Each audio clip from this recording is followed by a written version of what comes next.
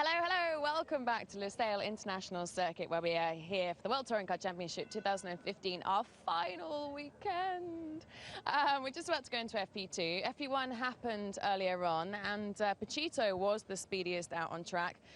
When we spoke to him at the end of it, when we spoke to him before it, he was a little bit worried about track conditions, and we did see quite a few of them slipping around the place, didn't we? Hey, the track's not being used, you know. It's not a place where there's racing every weekend like we see in Europe. This place normally hosts major bike events. They do have a Qatar Super Sport Championship, they call it, which is the local racing circuit, but this is designed for MotoGP and superbikes, and there's not a huge amount of action, so there's not a huge amount of tarmac. What am I talking about? It's way too late at night. There's not very much rubber on the tarmac. There's quite a lot of tarmac. There's a lot of tarmac, and therefore, yeah, you don't get the grip coming from that tarmac. It's way too late. I didn't listen to that at all. No. But it was nice, yeah. So after Pachito was the fastest man on track. Nice to talk to Banani. He was the second quickest guy out there. Of course, the battle is really on for the independents. At the moment, Norby is the top man out there, and he's about 7 points ahead, I believe, isn't he, of Banani? So there is a good championship in contention there. I think mathematically, Tom Chilton's also part of that too, yeah. and Tom obviously in very much a privateer Chevrolet, whereas Norby is in effectively a works Honda, and Banani's in a very much a works Citroen. So it's going to be a very fascinating battle. I'll tell you what, this is, by the way, I need to just change subjects a second. This is the latest we've ever had a World Touring Car session. This is the latest Ben's ever worked in his life. Yeah, exactly, at 9:30 in the evening. You're used to doing night shifts, so it's fine. And we're going to be racing even later than this tomorrow. So drivers are going to get used to that. Body clocks are slightly different, yeah. And racing under lights is different, and it's very wet as well. It is very clammy. Clammy. Yes, clammy is the word. Okay, right, shall we look at some racing? Let's look at FP2. Well, it's not so clammy up here in the commentary box, and we're wide awake. So that's good news. My name's Tom Gaymor, alongside me Matt Neal. And if FP1 is anything to go by, FP2 should be equally as exciting. We saw some fantastic skill sets on display, didn't we? As the track rubbered in, the sand started to disperse, but plenty of oversteer, the theme through FP1. I was just enjoying that more, intro from Alex and Ben this time, but I think putting them on air after happy hour is obviously a dangerous game to play, but it was a cracking intro for me. Yeah, happy hour it is here in Qatar. The Lusail International Circuit, just north of Doha, and a fabulous venue, and all kinds of famous international hotel brands surrounding the circuit as well. And if you ever get the chance to come here, there is a Sofitel there, and other brands as well.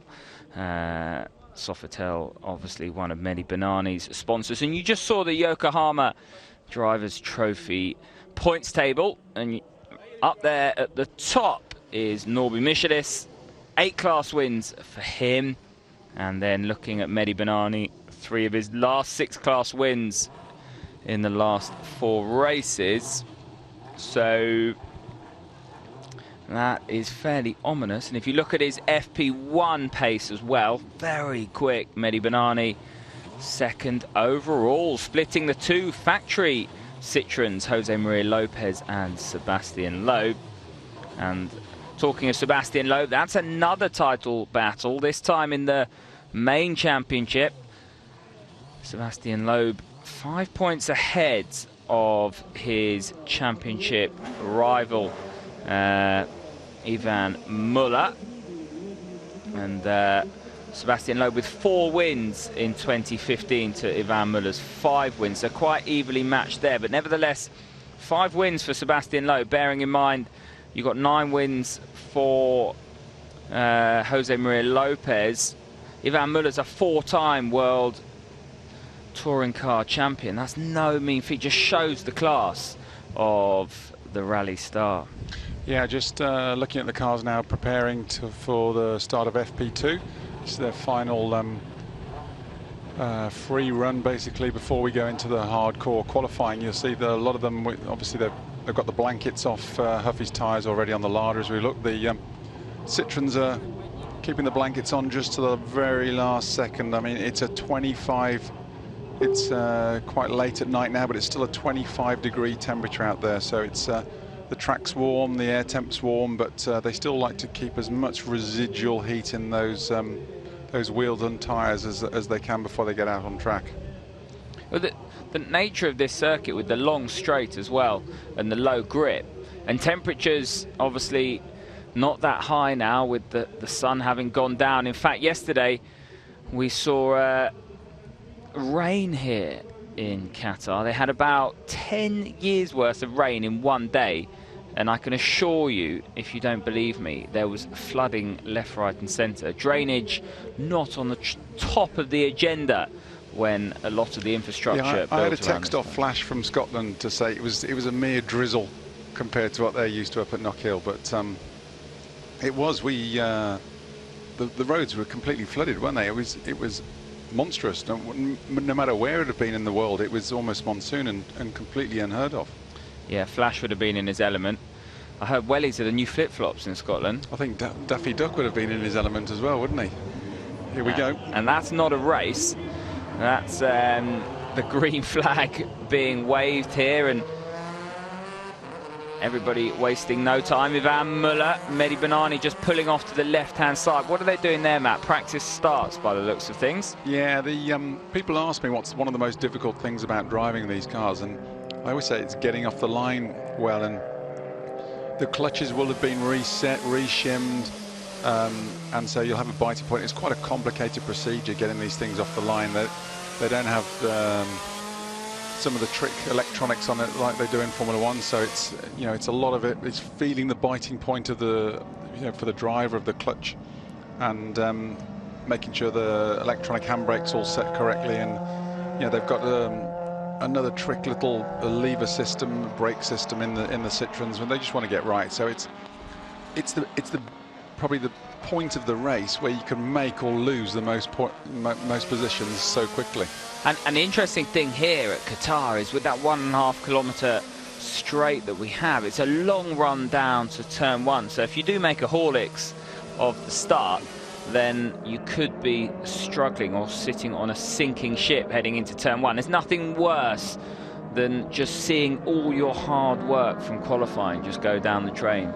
Very easily done as well. And the Citroens, I wouldn't say have been stellar off the lines, but they've been ultra consistent throughout the year. And whether it's with the technology they brought over from rallying, just to cross all the T's, dot all the I's, make sure they've got a safe system that gets them off the line all the time. But Chilton's been pretty good off the line. The Hondas, Tarquini's always very fast out the blocks, and now we're looking at Huff.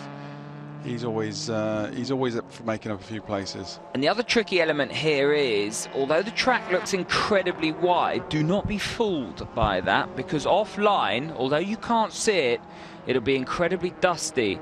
And what happens is that never really disappears, because if you're not running on that bit of track regularly, the dust never disappears, the sand just reappears, it gets blown, and even very fine particles offline can really make the driver struggle. So if you're heading into turn one and you are offline, you will struggle as well. Well, we've seen that in testing and FP1. If they run onto this bit of it looks like grass, but it's AstroTurf.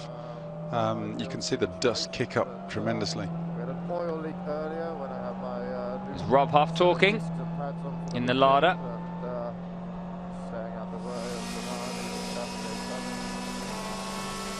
Don't want to brake too hard too soon, because don't want to overheat the disc and the pad.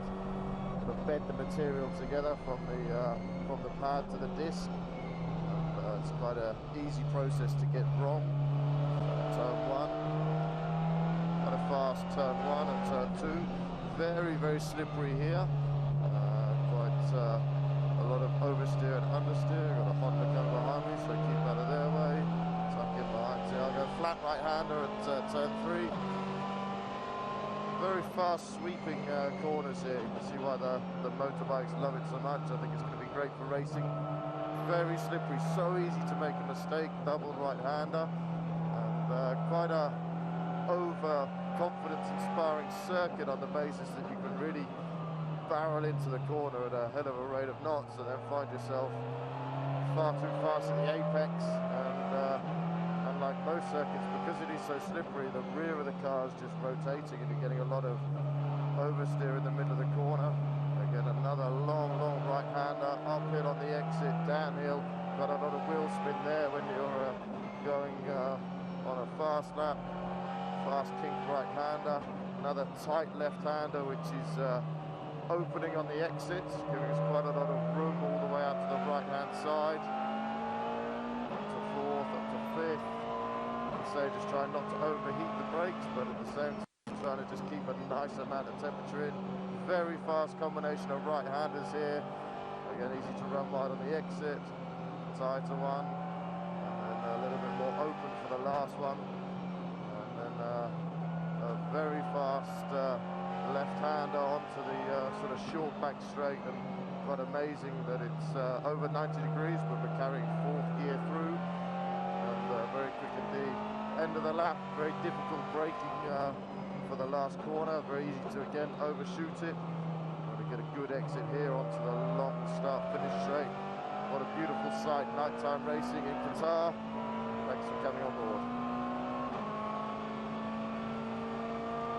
I thought Rob was going to go on for another 20 minutes. We could have had another cup of tea. Well, that's just showing what a naturally gifted individual he is, being able to drive quickly and commentate at the same time. I think he was talking us through, well, I know he was talking us through getting some heat into those front and rear pads. Is he bedding discs or just pads? I'm not sure. Probably just pads. A very leisurely lap of Rob. It's unusual. Normally these free practice sessions, because they're limited, they are so precious the time. They'll do all a lot of the main housekeeping stuff, like bedding diffs and brakes and all that sort of stuff. At a runway somewhere. Yeah, in a pre-event shakedown. So they've obviously had a problem, or maybe the circuit is proving a lot harder on the brakes than they thought it was going to be, so they haven't got enough bedded sets in, and they will. But you ask about the pad and the disc. Normally they will marry a set of pads, brand new pads, to brand new discs, and they will stay as a pair for their life, which could be one race, it could be two races, but it's unusual to see them doing it in free practice. So 23 minutes still on the clock. You're looking at Ma Qinghua in the Citroën, the factory Citroën car. He was looking at the times, 11th quickest at the end of free practice 1. 1.2 seconds off pace setter Jose Maria Lopez. And in this session, he's already up to 5th. Mehdi Banani still ahead in 3rd. What a good round he's having so far in the Sebastian Loeb Racing Citroën. I say so far, that's obviously hooked up out of the truck. And there is an element of uncertainty when you come to a new circuit like this, Matt, and the engineers don't quite know, the drivers don't quite know. He's still got his hazard lights on, going down into turn 1. Maybe that's because he's going wide. But when you have a good race car out of the truck, it's a great feeling. It's about crossing the T's and dotting the I's from then on, and not making mistakes throughout the weekend. Now, call me a suspicious old fool, but the Sebastian Loeb racing cars, you know, I'm talking Banani is the main really privateer, because Mar is almost a 4th factory car, even though they've had full data all year and everything. They both started off incredibly strong at the beginning of the year, and you'd think they're only going to get better. And those two cars then have sort of dropped away, and they've had a bit of a rough mid part of the season when the 3 factory Citroëns have carried on, you know, regardless, winning races and everything. Suddenly, when Banani's got a sniff at the Yokohama Trophy, he's back on the money again. It's almost like they've had the wick turned down mid-season because they were too close to factory cars, and suddenly Citroën have gone, oh right, we can have a crack at this anyway. When they thought, you know, Michelitz has been a class act in the Honda for the last couple of years with the Yokohama, they think they can have a sniff at it with Banani, and they've turned him back up again. Yeah, no, I can't disagree with that theory, and certainly if they hadn't turned him down, they've definitely turned him up, because Citroën in with a shout of taking both the drivers' trophies home. They've already won the manufacturer's trophy. And for the team's trophy, it's Raul Motorsport at the moment that lead Campos, and it's Zengo. Sebastian Loeb Racing down in 4th, but still with a mathematical chance. Potentially not. But nevertheless, for the driver's trophy, they've got a chance. So have they turned that car up? We'll wait and see. Nicolas Lapierre, the Frenchman, who's a single-seater convert, lots of success throughout his career, and then progressed into LMP1, the FIA World Endurance Championship with Toyota. The rumour was he got asked to leave there.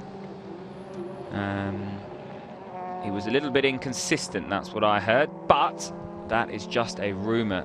He's come in here, he's teammates to Rob Huff and Nicky Katzberg, and he's doing a good job in a car that he certainly hasn't grown up driving. If you have ever driven a single-seater and then moved to something with a roof, you'll know that everything just slows down ever so slightly, that the roll of the car and the way you drive the car. And one of the hardest things I ever found, and I never drove a front-wheel drive car competitively, is how you correct the car. I just find that fascinating, because say Jose Maria Lopez, put him in the same sentence, it's a completely different way of driving. Yeah, but they don't handle like you would pigeonhole a typical front-wheel drive car. These things, you know, they react more like a rear-wheel drive car, but with front-wheel drive attributes. So there are some little quirks and things, but you can train yourself. And you know, the one thing they've got now is, which they didn't have years ago, is so much data. You know, the younger drivers or newer drivers come in, and Lapierre can just study Huff's and Katzberg's data, and he can see where they're going, how they're doing it, what they're doing it, every last detail. And all he's got to do is go and replicate it himself and see if he can pull something and bring something else to the party. What's the difference between the Honda that we see here on the World Touring Car stage and the Honda that we see in your hands on the British Touring Car stage? If you go back 10 years, they were probably identical, absolutely identical, when we were running normally aspirated engines with chassis, with engine, everything. Then the British Series decided to go, in the World Series they went with a 1.6 turbo engine because it was this global engine. When the British Series, but they are expensive. To develop a global engine, you're talking minimum 1.5 million to develop, and then you've got to start building the engines. A lot of them, you know, you'd be talking a lease for an independent team would be between 1 and 150,000 a year just to lease an engine. And then they're very sensitive. The British Series, because it's a national championship, went with a 2-litre engine, so it's bigger capacity, so they could achieve the horsepower easier, but they were a lot cheaper. So to develop one, it could be between 50 and... Ooh, Valente finding the limits. Kept his foot in. And that boy's never short of commitment. You'd be looking at 50 to 100,000 development, and then engines would be about 30 to 35. He's still trying, isn't he? The balance on that car, as I just interrupt you, is certainly induced by the looks of things by the driver, but he likes to get that rear rotating. He's definitely getting stuck in. But if you go on horsepower, you know, power output of the engines, the British and the world, very, very similar. They're actually slight. The British cars are maybe 10 horsepower, 15 horsepower down, but they've probably got more torque because they've got a bigger engine capacity. So, you know, it's different ways to skin a cat. Obviously, it's a national one, the British one, it's more affordable. What I'd love to see is a return back to the UK shores for a World Touring Car round, and then, like we see in the bike world, the ability then to get wildcards into that to make the grid more sustainable. Yeah, unfortunately, like the bikes. With the bikes, it was great. You get the local riders from each championship. You always get about 5, 6, 7, 8 of them on the back of the grid, WTCC, and some of them feature. Yeah, they stopped it. They stamped it out because they didn't want it, even when the regs were very similar. Now with the chassis, the regs have gone completely far apart. The British Series is a stock next generation series with a lot of common parts, and they've now gone much more upmarket with these TC1. You know, they're almost like mini sports cars underneath, so a lot more aero.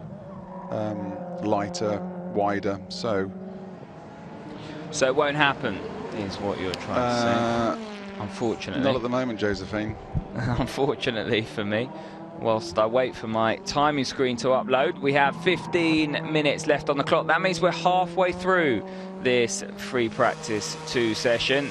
Jose Maria Lopez it is that leads by a whopping 1 second ahead of Stefano D'Aste. D'Aste in the RML Run Chevrolet Cruze. Then it's Sebastian Loeb in 3rd place.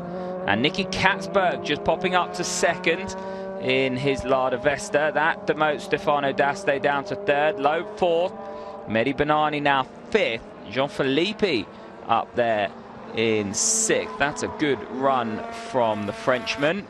He's also in an RML, and it'll be interesting to see if he can stay there, because my guess is here we've got different teams, different drivers on different strategies. You'll probably have 1 or 2 drivers that have made changes from FP1 that are still on a longer run, just trying to see what that change does, similar tyres. And then at some stage you've got to have a look at your ultimate pace, haven't you? Your 1 lap pace. Yeah, it's good showing from some of the Chevy guys so far. The interesting thing, or the worrying thing for them, is obviously Citroën, Honda, Lada, with the factories behind them and the might. They're not going to stop tonight or tomorrow night developing their cars. They're going to continue working all the way through the winter for when they hit the first race next year. So the Chevy hit the ground well, but then it's lacked the big finance behind it to continue developing it. It's fundamentally a good car, but it just lacks that manufacturer touch. That's all it is, funding though, because the RML stable has the facility to a certain extent to develop, or has the history. Absolutely. I mean, they proved the class when they were running the Chevrolets back in the previous Formula. They were just the class of the field. So it's a shame we can't see the likes of RML going head to head with with a factory backed against the Citroëns, because I think we'd have a real great scrap on our hands. Old-fashioned British engineering, and Jose Maria Lopez has just put Ivan Muller in the shade ever so slightly by 9/10 of a second. Last time around, Ivan Muller closed the gap right down, but Jose Maria Lopez on a flyer, and it doesn't look as though Ivan Muller's going to match that on his current lap. Sebastian Loeb now in the mix. He's 4/10 of a second shy of his teammate Jose Maria Lopez. So it is a Citroën 1, 2, 3. Lopez, Loeb, Muller, Nicky Katzberg again going well in that Lada in 4th place. Nobby Michelis in 5th. Stefano D'Aste. Shout out for the Brits. Tom Chilton down in 10th in his Chevrolet Cruze. He's got a mathematical chance of that Yokohama Drivers' Trophy as well. And then the Lada Vesta Rob Huff, he hasn't set a representative lap time yet. He's down in 18th, so he is going through some kind of bedding in process. He's back out on track now, there you can see, so that'll be a competitive run by the looks of things. Dusty on a very quick lap now, whether he's got running the new toes, covers. Lopez as well, that carrot. Ooh, I think he might have... New race suit. He does wear some classy race suits though, doesn't he?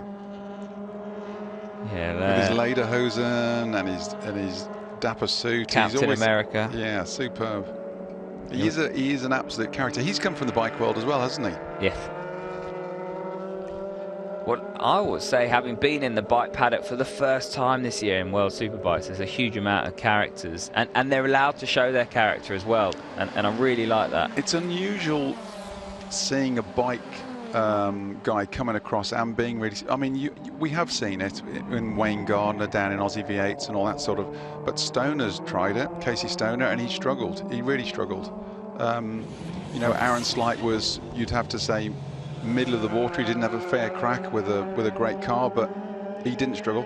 D'Aste's probably adapted to it better than most, because with a bike there's so many alternative different lines you can take and styles, and your weight transfer of what you do has so much bearing on it. Car is a different beast altogether. one of the larders running wide. I agree with you. John Surtees obviously did it to a World Championship level. Steve Parrish, my co-commentator, he drove trucks very successfully on the world stage, but I can't commentate on how a truck feels. Big, exactly. And I think they're pretty frightening. Yeah. You know, I mean, they do 0 to 60 in about 4 seconds, don't they? Or 0 to 100. Oh yeah, they're incredibly quick. They're not cumbersome at all. Very, very fast. They're limited to a certain speed, aren't they? So they don't create more chaos. All I know is they wipe out everything. Yeah, they hit everything. Towns, cities, when they go off. You they go off in style. You need a dam to stop one of them. Just saw a glimpse of Nasser Al Attiyah, a bronze medalist at London 2012. So got to be the first Olympic medalist to compete on a world touring car stage. A few other firsts. It's our first night race in the World Touring Car Championship. We'll have both races live for you on Eurosport tomorrow. Also, first time World Touring Cars was raced on a Friday tomorrow.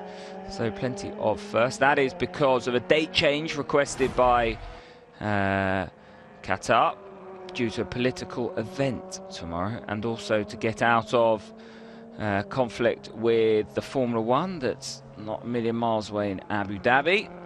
Their last round of the 2015 season, as it is in the World Touring Car Championship. A few slow-mo replays of the cars moving around. It's good to see, and this is where the drivers earn their money, in these low-grip environments, and also an environment that they don't know well. This is the first time that the World Touring Car Championship has visited this track, and it's not a track, as we said earlier, it's really a track that is orientated around bikes. Cars and international championships don't come here too often. Yeah, I mean, the track is a low grip surface, but it is going to start, you know, they are going to be laying rubber down, which we can see. So the track is going to be, Valente's right on the edge, isn't he? But it is going to be rubbering up as you know, as the day goes on and in tomorrow. But, they'll have been more looking for race pace, durability, seeing how the tyres are going to fare. And Valente's trying hard there. Give him his due. In FP1. That's the corner where he went off, and just see how much sand was sitting in that AstroTurf. Yeah, and that wrecks everything, because one, he loses speed down the next straight and exit speed from the corner, but then his tyres are also dirty for when he gets to the next corner. So it's it gets you on both accounts. It looks like he's finishing a lap. We can see where he is. Well, you can't fault his attitude. As you said, 2 speeds, flat out or stop, Hugo Valente. And I remember the commentary I did at the beginning of the year when we were in Argentina. He had 2 massive accidents. Didn't make the races, did he? No, it's not a spectacular lap. It was good in sector 3. He was the fastest for anybody, but yeah, purple 3rd sector. Oh, there you go. Sorry, he's just popped up. My timing screen was slow. P2. Yeah, P2 for Hugo Valente in the RML Chevrolet. 0.2 of a second shy of Jose Maria Lopez in that factory Citroen. Then it's Sebastian Loeb. He is 3rd, also in the factory Citroen, and his teammate Marquin Hua, also in a factory Citroen, 4th. Mehdi Banani in his Sebastian Loeb run Citroen is 5th. Stefano D'Aste, the effervescent Stefano D'Aste in his Chevrolet, rounding out the top 6. Nicky Katzberg now down to 8th. That's the top larder. He's just behind Ivan Muller, who slots into 7th. And then Norby Michelis is in 9th. Michelis still with some pace to find. He's half a second off his championship rival now. And it's not just the time difference, but he'll be worried about how many people can fit in that gap. You know, the likes of Stefano D'Aste, Nicky Katzberg, they're not going to be easy to pass. Tom Chilton will be up there and thereabouts. Nicolas Lapierre, Rob Huff once he finds his feet. And these are individuals that if they split Mehdi Banani and Norby Michelis on the grid tomorrow, then Michelis could be in for a difficult day's racing, or evening's racing, so to speak. Gregoire de Moustier. Just watching de Moustier over here. I mean, in his Chevrolet Cruze, the Chevys should be on the money this weekend. They should be better. They're the lightest of all the cars, Mark. So Lada's just 10 kilos heavier than, but obviously the Honda and the Citroen are going to be substantially heavier. So they should, you know, they should fare well. It's a long lap. It's going to be tough on tyres through the weekend. Even though we're at night, it's, you know, the ambient's still warm. It's a low grip, which is going to be hard on tyres as well. So, you know, if they need to stay out of trouble, see if they can pick some scalps off. So if you've got any questions for myself or Matt Neal, you can get in touch with us throughout today and tomorrow on Twitter at Tom Gaymor, Gaymor, or at Matt Neal Racing. We'll try and get your tweets read out and answered. Jean-Philippe on screen in his Campos racing machine. Another Chevrolet. And yeah, just elaborating on what you said, if Chevrolet could just find a bit more pace, even throughout the stable of privateer cars. Yeah, it's whether it's lack of development or whether it's a real experienced. Okay, they've got Chilton in one of the RAL cars and Coronel, but you know, are they a Muller? You put Chilton with Muller and he can run him lap for lap, but on his own, is he a Muller or is he a Huff? I don't know. That's the problem, you know. And it's that driving force going forward, and then it's the relationship of that driver with an engineer to take the whole thing forward, and a team of people behind that engineer. And at the moment, that whole ingredient of what it needs just doesn't exist.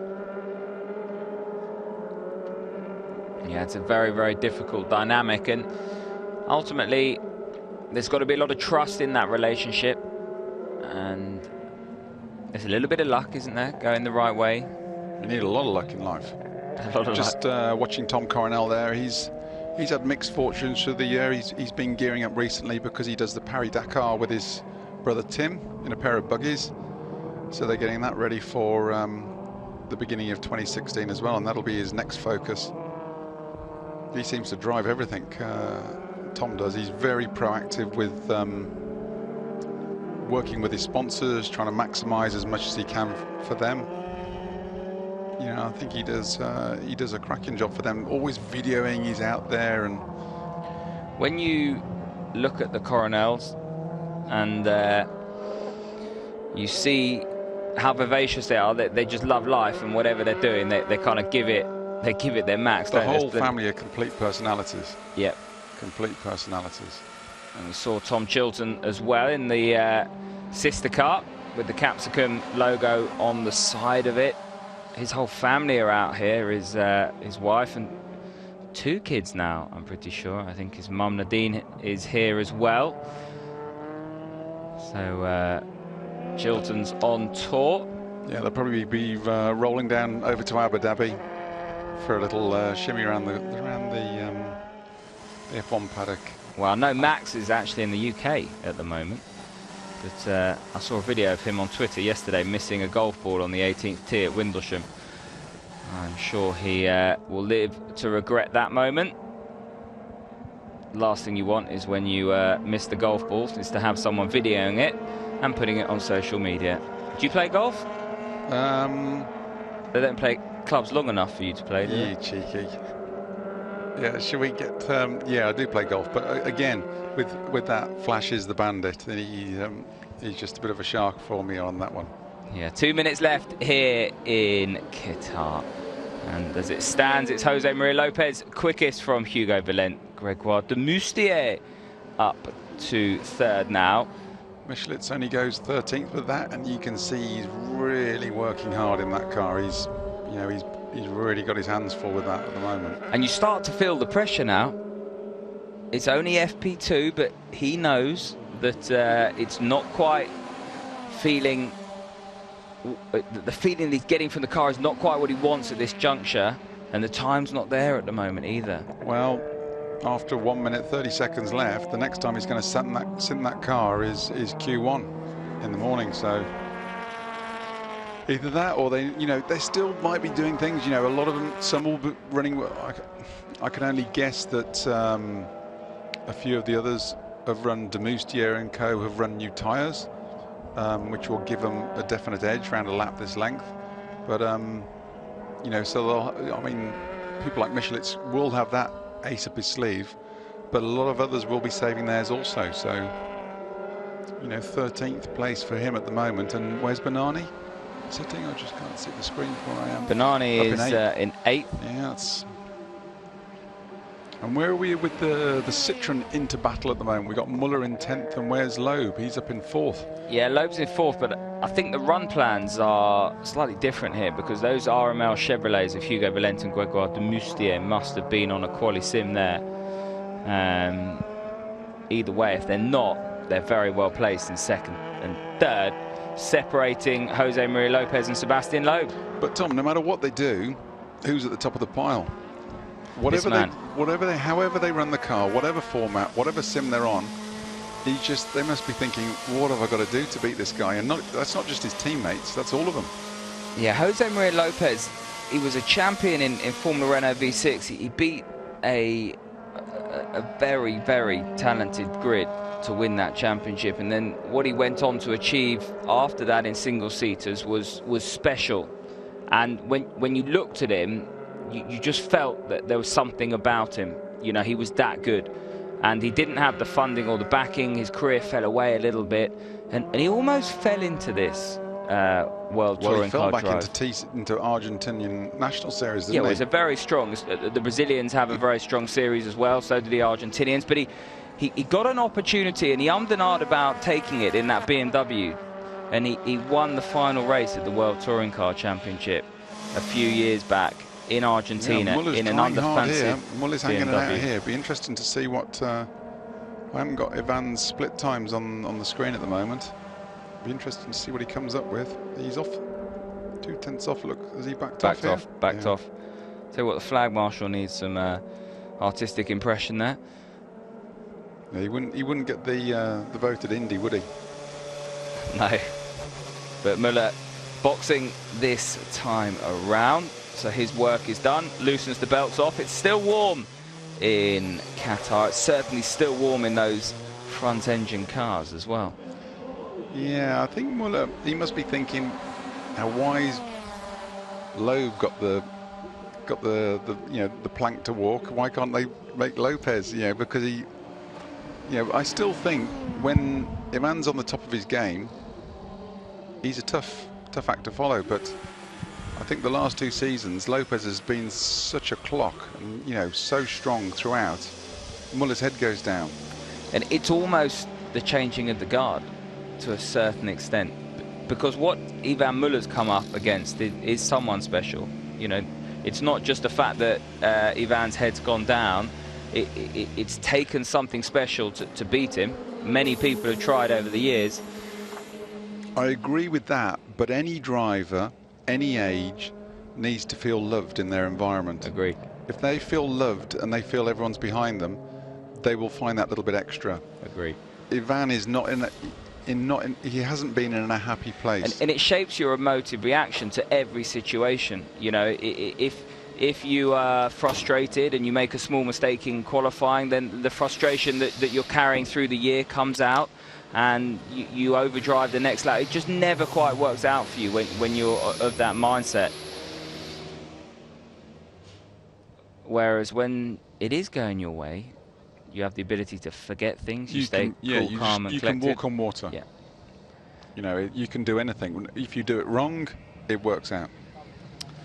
Well, that is our coverage for Free Practice 2 here today. It rounds up our coverage for the day. The next time we'll be back for you on Eurosport will be tomorrow. That'll be on Eurosport 2 qualifying. Both races on Eurosport 1 for you live later on in the day European time.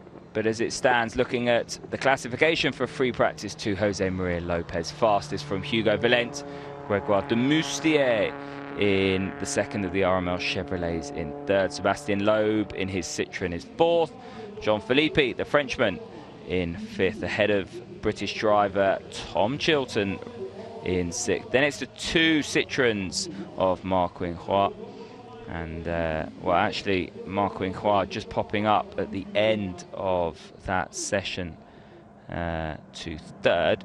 Oh, no, he's back down to 7th. So my timing screen is doing strange things. Mehdi Banani rounding out the top 8 in his Sebastian Loeb racing machine. Rob Huff climbed up to 15th at the end. Gabriele Tarquini down in 14th. Ivan Muller in 11th. And Lapierre bringing up the rear in 18th. Just noticing the gear lever on that on the inside of that Michelin's Civic. It's not smooth. It's a hard surface, which you know, you have to be very brutal with your input. Pit with a very sparkly helmet. It looks amazing under the lights. But sadly, for Gabriele Tarquini, not a particularly fast session. 1.5 seconds slower than Pachito's ultimate pace. Is that reflective of what you guys have got this weekend?